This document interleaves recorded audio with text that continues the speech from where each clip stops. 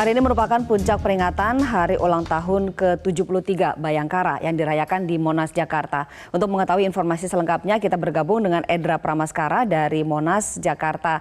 Edra, bisa diceritakan bagaimana suasana terkini jelang puncak peringatan Hari Ulang Tahun ke-73 Bayangkara?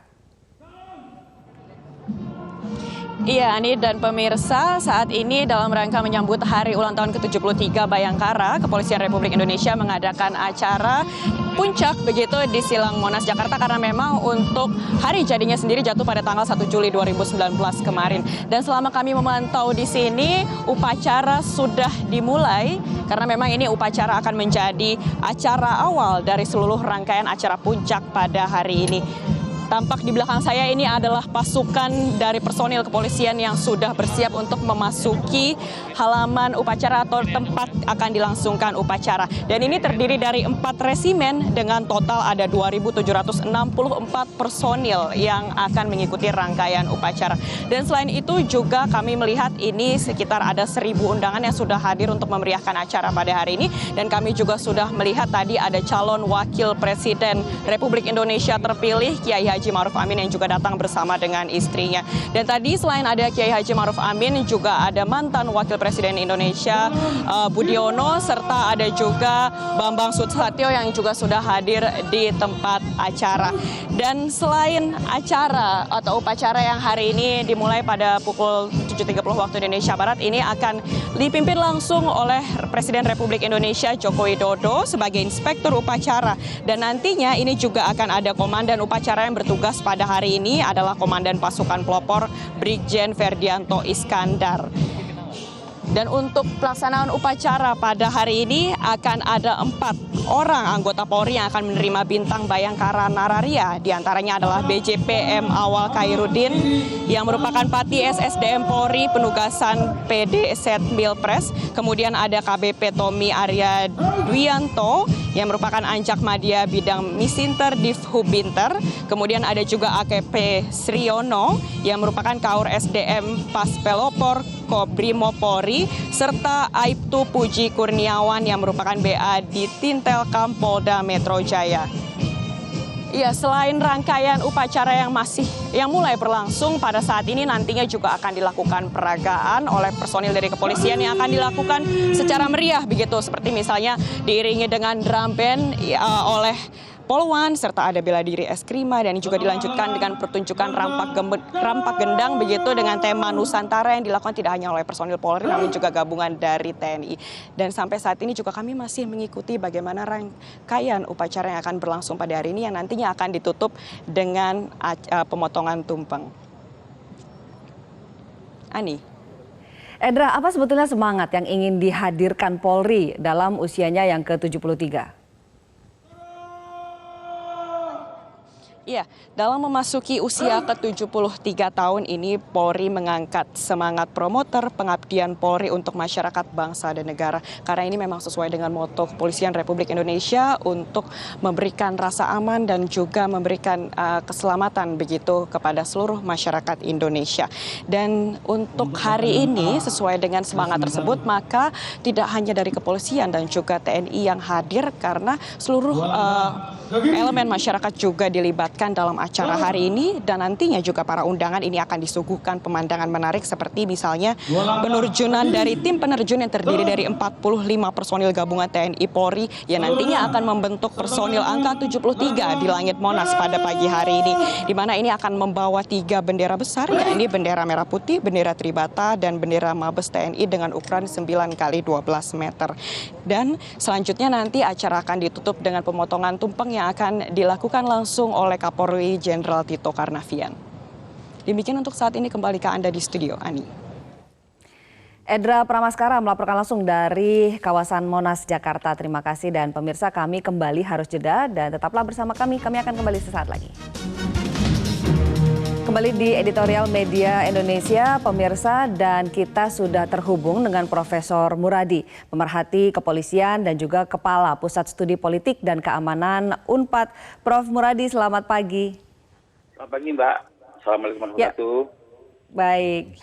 Waalaikumsalam warahmatullahi wabarakatuh. Prof, ini dalam rangka hari ulang tahun ke-73 Korps Bayangkara. Ada modal besar yang sudah dimiliki, yaitu kepuasan dan kepercayaan yang relatif tinggi. Tapi apa yang bisa dilakukan untuk memaksimalkan modal kepercayaan ini, dan di sisi lain sebetulnya masih harus pembenahan dilakukan di berbagai lini. Nah, apa yang harus dilakukan untuk membenahi itu semua? Ya, saya kira Polri sudah track yang benar ya. Katakanlah misalnya 4-5 tahun yang lalu terseok-seok di urutan di bawah bahkan DPR sekalipun. Sekarang mereka the best of three misalnya, katakanlah di bawah KPK, kemudian TNI, baru kemudian Polri. Artinya itu modal kepercayaan yang luar biasa. Publik kemudian juga berangsur-angsur menjadi bagian dari yang mengapresiasi. Nah, tapi memang begini, problem lembaga yang langsung bersinggungan masyarakat adalah pada konsistensi. Konsistensi itu adalah 3 hal. Ini yang pertama soal kualitas SDM, kemudian menjaga saya nyebutnya sebagai pengawasan internal yang terus menerus. Nah, yang ketiga adalah soal dukungan dari pemerintah, dalam hal ini misalnya katakanlah kebutuhan yang dibutuhkan oleh Polri dalam upaya menjaga kepercayaan, menjaga track yang sudah ada. Nah, 4 tahun terakhir saya kira sudah bisa kita katakan 3T-nya sudah ada. Hanya memang masalah bisa konsistensi sejauh mana misalnya teman-teman di Polri bisa menjaga itu. Saya kira memang urusannya adalah soal SDM, kemudian juga soal pendukung yang lainnya. Pendukung lainnya misalnya kata saya menyebutnya sebagai tadi misalnya kebijakan politik negara, kemudian juga soal bagaimana mereka bisa berinteraksi, kultur yang berubah, di mana sebelumnya kan kalau ketemu polisi kita membayangkan hal-hal yang negatif ya. Sekarang tampilannya juga sudah lebih humanis, lebih soft, tanda kutip misalnya saya nyebutnya lebih gaul dan seterusnya begitu. Baik, Prof. Muradi, untuk masalah pembenahan tadi apa lagi yang bisa ditingkatkan untuk memperbaiki misalnya institusi ini sendiri? Ya, kan dalam konteks budaya polisi dan militer kan sama nih. Itu kan bergantung pada misalnya komandannya, bergantung pada atasannya. Selama atasannya kemudian, saya bisa mengapresiasi Pak Tito Karnavian ya. Dia bisa menginspirasi, bisa memberikan makna yang lebih benar soal kebanggaan yang luar biasa dari personil. Artinya itu yang pertama. Katakanlah kita punya pekerjaan rumah nih misalnya, pasca Pak Tito siapa yang bisa kemudian menginspirasi, bisa menjaga supaya kemudian teman-teman polisi tetap berada dalam track yang benar. Nah, yang kedua soal rekrutmen SDM. Sudah ada misalnya katakan di Jawa Barat saja misalnya, saya dilibatkan untuk kemudian menjadi memonitor proses rekrutmen SDM dari mulai level Tamtama, kemudian Bintara hingga Perwira. Nah, yang ketiga ini juga menjadi pekerjaan rumah, saya kira harus juga dipikir oleh kita semua. Persepsi bahwa polisi misalnya dalam waktu setahun terakhir misalnya dianggap tidak netral dan seterusnya, misalnya ada kriminalisasi dan sebagainya, panjangan tangan dari penguasa dan sebagainya. Nah, itu yang saya kira yang terakhir yang agak perlu kita benahi betul. Kalau yang 1-2 ada beberapa figur yang kemudian yang akan mengambil estafet pas ke Pak Tito. SDM juga sudah mulai baik ya, katakanlah kita mendapatkan orang yang yang lebih humanis, lebih bisa diterima dan sebagainya. Nah, yang ketiga ini saya kira ini baik proses. Kalau saya sih meyakini bahwa konteks hari ini itu akan lebih baik dibanding misalnya sebelumnya begitu. Baik. Prof. Muradi, itu juga yang kita inginkan untuk Polri. Terima kasih banyak sudah bersama kami Prof. Muradi, pemerhati kepolisian dan juga Kepala Pusat Studi Politik dan Keamanan UNPAD. Sekarang ke Kang Jajat nih. Kalau Kang Jajat sendiri bagaimana mengevaluasi Polri? Kita ketahui bahwa Polri ini berpisah ya dari TNI pada tahun 2000. Artinya MPR ya. Iya, artinya sudah cukup panjang perjalanannya. Bagaimana membuktikan kemandirian dan juga menunjukkan kinerjanya? Ya, tentu karena pernah menjadi bagian dalam TNI, karena waktu itu kan 4 angkatan ya, termasuk polisian baru tahun 2000. Tentu masih adalah sisa-sisa karena kan masih banyak juga yang senior-senior yang waktu itu masuknya ke misalnya Akmil, bagian dari militer itu. Tetapi saya kira kalau kita melihat belakangan, betul tadi kita juga awal tadi 4 tahun terakhir dibuktikan juga dengan survei, kalau di undang-undang kan mengayomi, melindungi, melayani, tiga hal itu. Nah tadi Edra mengatakan ada promoter, ya itu promoter itu profesional, modern, terpercaya. Nah yang terpercaya ini sekarang memang sudah mulai tampak, dan survei saya kira memang hasil dari kepercayaan publik itu yang meningkat. Nah Mbak Ani tadi mengatakan bahwa ini modal harus dipelihara. Tadi Pak Muradi mengatakan bahwa yang paling susah itu kan sering adalah menjaga soal konsistensi. Nah saya kira ini konsistensi ini harus dijaga betul. Jangan sampai kemudian nanti misalnya ini mungkin sudah terinternalisasi apa yang dilakukan Kapolri, Pak Tito. Tapi kemudian selain Pak Tito siapa nih yang... Nah ini kok juga menyangkut soal tadi konsistensi itu. Dan sebuah institusi yang modern tidak boleh bergantung pada figur. Betul. Tapi sistem itulah yang harus berjalan, siapapun. Ya, kita berharap untuk kita dulu, misalnya saya merasakan sangat malas berurusan dengan kepolisian. ya. Itulah ada ungkapan kita kehilangan kambing, nanti malah jadi kehilangan sapi begitu. Tapi sekarang kan makin kesini makin hilang stigma seperti itu. Artinya dari sistemnya itu sendiri sebetulnya sudah berubah ya, tidak hanya karena tokoh. Ya, jadi sekarang ini kita melihat fungsi pelayanan memang sangat ditonjolkan. Kan di kepolisian ada istilah dulu itu harus mengalahkan orang lain, menguasai orang lain. Sekarang itulah yang disebut integratif. Bagian dari orang lain itu, bagian dari orang lain. Nah, saya melihat sekali misalnya polisi-polisi perempuan yang punya tugas pendekatannya persuasif. Betul, persuasif. Kalau ada demo-demo misalnya, demonstrasi, yang maju perempuan, melawan mak-mak perempuan, dan kita melihat inilah bagian dari polisi sipil itu, bagian dari yang integratif tadi, bagian dari masyarakat. Nah, ini menarik ya, karena makin kesini pasti problem kita demokrasi itu makin kompleks ya, dan salah satu wajah demokrasi kita salah satunya ada di kepolisian itu. Makanya itu masukan-masukan dari berbagai pihak, saya kira juga dalam demokrasi itu vitamin yang paling menyehatkan juga kritik terhadap kepolisian. Baik, jadi harus membuka makanya diri ini ya. PR, betul. Ada dugaan 600 yang di editorial ditulis, 643 peristiwa dugaan kekerasan dilakukan polisi. Ini catatan Kontras ya. Catatan Kontras itu saya kira harus semakin tahun semakin berkurang. Ya, jadi harus disimak betul kritik-kritik yang masuk untuk memperbaiki, semoga kinerjanya semakin lebih baik lagi ke depan. Kalau begitu dilihat Kang itu saya Jajat kira ya. kepolisian sudah terbuka luar biasa sekarang. Baik. Kita kembali harus jeda pemirsa, dan kami mengundang Anda untuk berpartisipasi di editorial Media Indonesia hari ini. Anda bisa menghubungi kami di nomor telepon 021 583 99 100. Kami tunggu telepon Anda. Modal kepercayaan Polri itu adalah topik yang sedang kita diskusikan, topik editorial Media Indonesia pada hari ini, Rabu 10 Juli 2019. Dan sudah ada penelpon yang bergabung bersama kami. Hari ini saya akan menyapa penelpon yang pertama, ada Pak Ikhwan di Jember, Jawa Timur.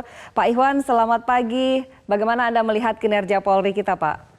Selamat pagi Mbak Ani, Rahmi, dan Kang Jajat. Ya, pagi, Pak. Pertama kita ucapkan selamat Hari Bayangkara ke-73. Kemudian yang kedua, bahwa di dalam sistem pemerintahan sipil, maka Polri merupakan garda terdepannya. Itu merupakan amanah berarti. Sehingga 84% hampir kepercayaan sebagai modal dasarnya itu ingat, itu amanah. Yang kalau itu tidak dilaksanakan dengan benar, baik, indah, sehat, normal, itu akan membunuh diri Polri sendiri. Untuk itu maka diperlukan yang namanya profesionalisme, kemudian yang kedua adalah sesuai dengan apa yang menjadi keahlian polisi, ya. Kemudian yang ketiga harus ada keberanian, kecerdasan. Keberanian dan kecerdasan ini jelas berkaitan dengan pengetahuan. Kemudian yang kedua kaitannya dengan masalah psikologis, lalu yang ketiga kaitannya dengan pengalaman spiritual. Nah, untuk itulah maka amanah ini harus ditegakkan dengan benar, baik, indah, sehat, normal. Nah, yang kami pesankan kepada Polri, ya, apa yang telah dikerjakan ini, pertama, baca pengalaman dari TNI pada zaman Orde Baru. Ya, ini harus diperhatikan sungguh, itu pengalaman yang paling berharga. Kemudian yang kedua, yang kaitannya dengan studi komparatif polisi dengan negara-negara lain. Dengan catatan ini merdeka dan berdaulat. Lalu yang ketiga, hati-hati bahwa banyak sekarang masalah-masalah yang berkaitan dengan pencemoohan tugas pokok Polri yang mengawal, melindungi, kemudian menservis kepada masyarakat. Saya kira bisa melayani. Nah, kalau itu yang dikerjakan, mudah-mudahan Polri menjadi orang yang dapat melaksanakan amanah. Baik, Pak Ikhwan dari Jember, terima kasih banyak untuk mengingatkan bahwa ini adalah ada amanah yang besar dan juga masih banyak pekerjaan rumah yang harus dilakukan ke depannya. Berikutnya saya menyapa Bapak Manalu dari Jambi. Pak Manalu, selamat pagi, silakan. Selamat pagi Mbak, selamat pagi Bapak, selamat pagi Metro. Selamat pagi, silakan Pak. Yang pertama kami dari seluruh keluarga dan termasuk keluarga besar dan termasuklah semua mungkin yang ikut dengan satu pemikiran dengan saya.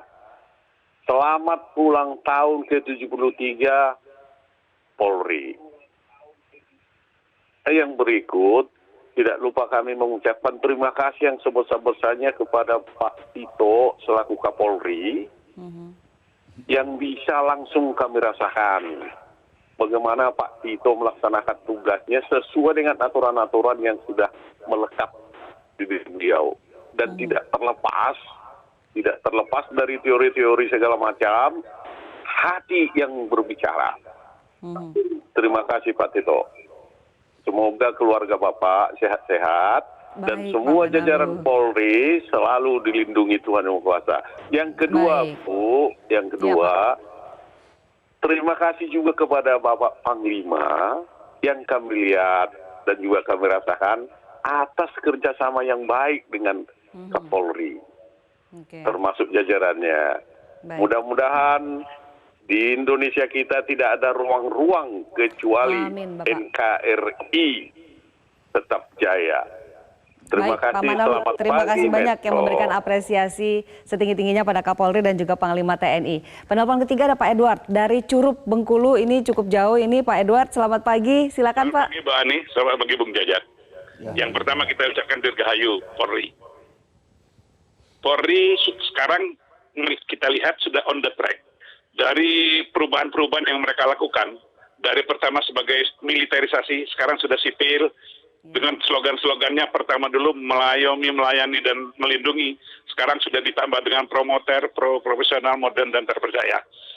Apa yang terjadi, itu rakyat sudah merasakan, Apalagi yang terakhir, yang terkait dengan saat terakhir ini bahwa Polri dianggap tidak berpihak, tidak netral dalam Pilpres. Ini harus dibuktikan dengan jelas bahwa Polri itu netral, tanpa ada keberpihakan. Kenapa? Jangan ada proses hukum yang ditunda-tunda. Kalau memang mereka selama ini merusak negara, membuat kekacauan, ungkapkan siapapun dia. Tidak perlu, jangan sampai setelah ini karena ada rekonsiliasi, kasus-kasusnya tertutup. Ini enggak. Baik, Pak. Semuanya harus tegakkan hukum sesuai. Yakinlah kalau kita bekerja dengan benar, dengan data yang akurat, dengan bukti yang kuat, lambat laun orang akan percaya. Untuk membuktikan itu, buktikan dengan tindak tanduk Polri. Kami dari masyarakat kecil aja di pelosok ini merasakan. Dulu daerah kami itu daerah rawan. Tapi dengan ada kegiatan polisi yang betul-betul melindungi, mengayomi, sekarang sudah aman. Mungkin dulu pernah masuk ke... Langsung begitu Pak Edward ya? Kenapa? Merasakan langsung ya? Lah iya, jadi dulu Pak Curug Lubuk Linggau itu nggak aman, orang nggak berani jalan malam-malam. Sekarang dengan ada patroli yang dilakukan oleh pihak Polres kami, itu aman sekali. Nah ini yang kita harapkan. Nah yang terakhir ini tidak terlepas dari SDM. Kita harapkan rekrutmen polisi betul-betul fair, sehingga orang-orang terbaik dan terpilih yang akan menjadi anggota polisi, agar polisi kita dapat menjadi polisi seperti di Inggris yang dinamakan Bobby, atau di Jepang, dengan polisi-polisi betul-betul yang melayani, yang melindungi dan mengayomi masyarakat dengan profesional, modern, dan terpercayanya. Mudah-mudahan dirgahayu dan jayalah Polisi Republik Indonesia. Pak Edward, terima kasih banyak dari Curup Bengkulu. Sebelumnya juga terima kasih Pak Ikhwan, Pak Manalu, dan juga terakhir Pak Edward. Ini menarik ya, menyambut baik begitu Polri promoter, profesional, modern, dan terpercaya. Tapi juga mengingatkan bahwa harus berani mengungkap kasus-kasus yang memang merugikan, merusak tatanan hidup di masyarakat begitu. Ya, karena memang salah satu ada dua fungsi yang sering disebut-sebut, penegakan hukum dan melayani masyarakat itu. Jadi dua hal yang kelihatannya agak berbeda, tapi dua-duanya mesti dapat. Karena itu memang tidak boleh kemudian hukum juga dipermainkan ya. Tapi jangan lupa hukum juga bagian dari untuk kepentingan masyarakat, ditimbang matang-matang manfaat dan mudorotnya kalau misalnya memang mau apa. Dan soal netralitas misalnya tadi itu, ini kan disebut Bayangkara, itu kan diambil dari pasukan elit kerajaan Majapahit dulu. Ada beberapa nilai di situ yang dikemukakan. Salah satu nilai yang dalam Bayangkara itu setia kepada pimpinan negara. Ya, artinya apapun yang dilakukan oleh kepolisian, karena memang ini kalau kita lihat hierarki, kan kepolisian di bawah presiden. Ya tentu apapun yang diputuskan presiden itulah yang terbaik. Apalagi memang nilai yang harus dianutnya adalah setia apa yang menjadi keputusan pimpinan negara itu.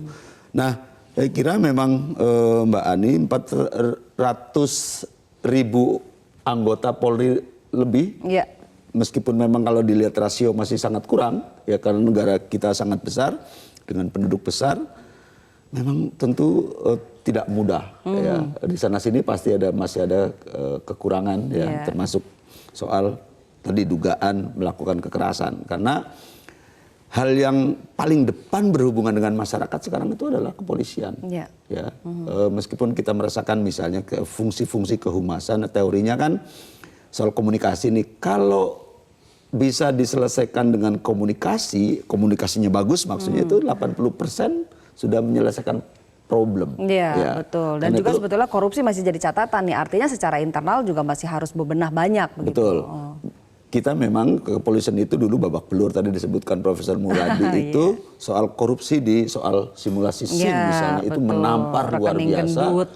Tetapi kan pelakunya sudah dihukum, artinya di kepolisian sendiri punya keberanian juga bagaimana. Dan publik melihat itu ya Kang, diapresiasi sekali. Betul, diapresiasi dan memang tentu setengah mati nih pimpinan yang selanjutnya untuk memulihkan kembali ya dan membangun kepercayaan masyarakat. Bagaimana supaya masyarakat percaya kepada kepolisian? Kalau tidak, ujung apa yang sangat bersentuhan dengan masyarakat adalah kepolisian. Kalau masyarakat tidak percaya, pasti akan susah apapun yang akan dilakukan oleh masyarakat. Betul. Jadi kembali ke editorial kita, saya kira ini harus dijaga dengan konsistensi, tentu dengan tadi Pak Edward kalau tidak salah ya, rekrutmen itu menjadi sangat penting. Nah, ya, kalau basic sekali. Ya, rekrutmennya sudah penuh hengki-pengki, hengki-pengki istilah soal uang, itu pasti akan persoalan di kemudian hari. Tentu dengan training-training dan melibatkan banyak pihak supaya apa? Supaya wajah kepolisian tadi yang disebut, sekarang kan wajah polisi sipil itu. Tampaknya Presiden Joko Widodo sudah hadir ini di Monas di acara puncak peringatan hari ulang tahun ke-73 Korps Bayangkara. Oke. Jadi ini puncaknya memang hari ini. Puncaknya memang hari ini, 10 hari setelah hari lahirnya sendiri ya pada tanggal 1 Juli kemarin. Betul. Tampak didampingi oleh Kapolri dan juga Panglima TNI. Nah, ini kan orang sekarang melihat Mbak Ani selalu bersama antara TNI, Panglima TNI dan Kapolri. Solid ya, solid karena betul dulu memang ada upaya memisahkan TNI seolah-olah membela kelompok tertentu, polisian musuh. Nah ini saya kira upaya yang sangat bagus. Untuk menjawab itu semua, betul. Ditunjukkan kesolidan dalam berbagai kegiatan begitu. Betul, supaya tidak ada upaya-upaya kelompok-kelompok manapun memisahkan kedua institusi itu. Baik, Kang Jajat, terima kasih banyak. Semoga memang dengan modal kepercayaan yang sangat besar ini yang sudah dikantongi bisa semakin baik untuk memperbaiki kinerjanya ke depan sehingga modal ini tidak tergerus malah nanti bertambah ke depannya. Termasuk kita juga jangan jemu-jemu mengawasi kepolisian kita juga. Kita tetap kritis ya. Tetap kritis. Baik, pemirsa memang sudah sepantasnya di usia yang kian matang Polri menuntaskan semua kasus terbengkalai sekaligus melakukan pembenahan serius di tubuhnya.